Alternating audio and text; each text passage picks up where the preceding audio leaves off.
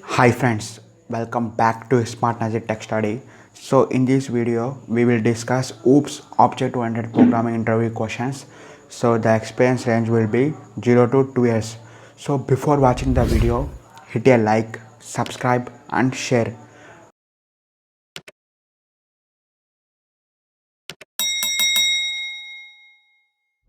Make sure watch the video till the end because I will explain you each and every questions which are asked in most of the top MNC like TCS, Infosys, Accenture, Capgemini, Tech Mahindra and the popular startups Paytm.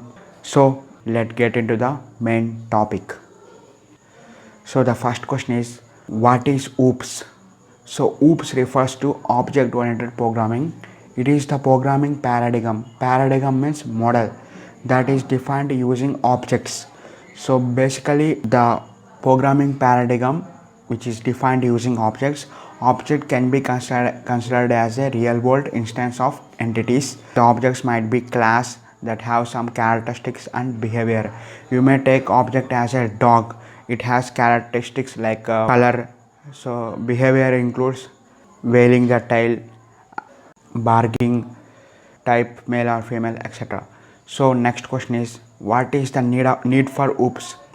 It is most frequently asked question. What is the need of OOPS? Basically OOPS stands for object oriented programming system. So the need for OOPS helps user to understand the software easily although they don't know the actual implementation. If you don't know actual implementations, then you will understand the software easily. So with OOPS, the readability, understandability and maintainability of the code increase multifold. So next question is what are some major object-oriented programming languages? The programming languages that use and follow the object-oriented programming paradigm or OOPS are known as object-oriented programming languages. Some of the major object-oriented programming languages include Java, C++, JavaScript, Python, PHP and many more. Now the second most important question is what are the main features of OOPS? OOPS or object-oriented programming mainly comprises of the below four features and make sure you don't miss any of these. So that are inheritance, encapsulation, polymorphism, data abstraction. Now this question can be asked as what are the main four pillars of OOPS? So you have to say the pillars include encapsulation, abstraction, inheritance, polymorphism. So this question is asked as what are the main four pillars of OOPS? So the pillars are look like this. So these are the encapsulation, abstraction, inheritance and polymorphism are the most major pillars of OOPS. Next question. Why is OOPS so popular? OOPS programming paradigm is considered as a better style of programming. Not only it helps in writing a complex piece of code easily, but it allows user to handle and maintain them easily as well.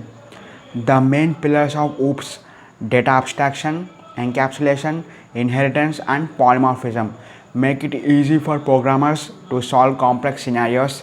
As a result of this, OOPS is so popular. So next question is what is a class?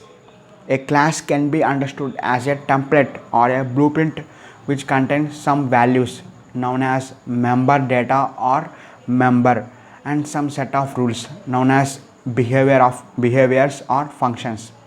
So when an object is created, it automatically takes the data and functions that are defined in the class. Therefore, the class is basically a template or blueprint for objects. Also, one can create as many objects as they want based on class. For example, first a car's template is created, then multiple units of car are created based on that template. So next most important question is it is frequently and most probably asked question in terms of OOPS. What is object? As well as in Java interview questions also, Java Python interview questions also, they will ask you what is an object. Basically an object refers to the instance of the class which contains the instance of the members and behaviors defined in the class template. In the real world, an object is an actual entity. So anything is an object. So you may take chair, class. Java language is also one of the object oriented programming language.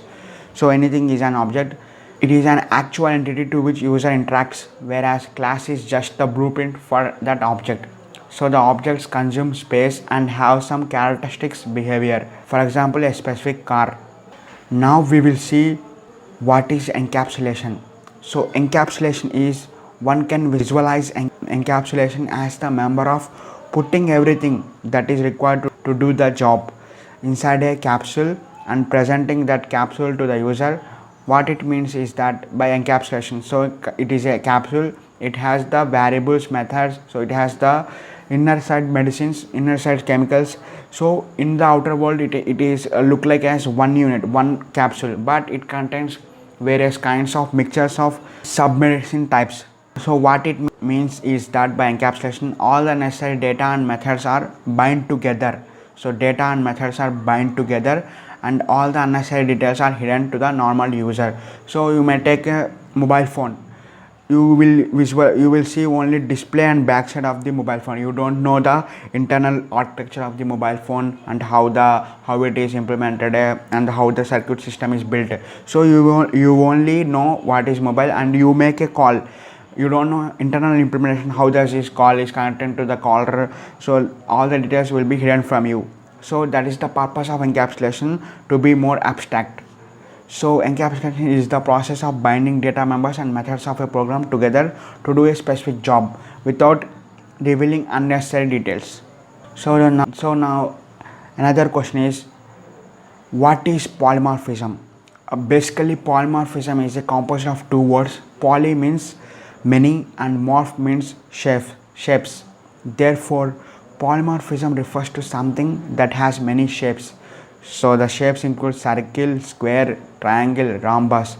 In OOPS, polymorphism refers to the process by which some code, data, methods or objects behaves differently under different circumstances or contexts. Compile time polymorphism and runtime polymorphisms are the two types of polymorphism in OOPS. So basically in OOPS there are two types of polymorphisms, which are compile time polymorphism and runtime polymorphism. The compile time polymorphism is method overloading, the runtime polymorphism is method overriding. So this is all about frequently asked interview questions. Hope you have understood the questions and answers, and make sure hit a like, subscribe and share. We will meet in next video. Until then, Jai Hind, Jai Bharat.